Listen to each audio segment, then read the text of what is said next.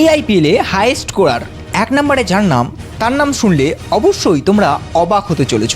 10 নম্বরে আছে KL Rahul, 92 run. 9 নম্বরে আছে প্রিয়াস আরিয়া, 93 রান। 8 নম্বরে আছে সাই সুদর্শন, সে 100 রান করে আউট হয়ে গিয়েছিল।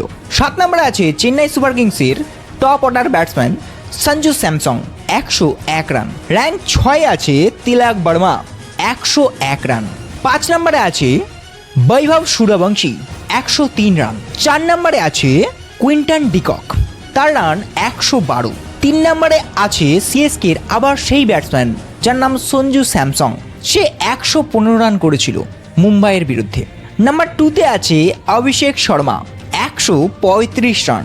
আর 1 নম্বরে আছে আর কেউ না, আমাদের দেশের গর্ব, কখনো কিপিং, কখনো 5 নাম্বার, 4 নাম্বার, 3 নাম্বার, কখনো ফিনিশার হয়ে যায়, সে আর কেউ না আমাদের কেএল রাহুল, 152 রান। আইপিএল 2026-এ সব থেকে বেশি রান তার নামেই আছে এখনো অবধি, 152 রান। যাই হোক, এরকম ধরনের হাই স্কোর, হাই রান, সব থেকে বেশি উইকেট প্রাপ্ত বোলারদের নাম আমি বলে থাকি। ভিডিওটা ভালো লেগে থাকে অবশ্যই পাশে থেকো এবং চ্যানেলটিকে সাবস্ক্রাইব করো। ধন্যবাদ।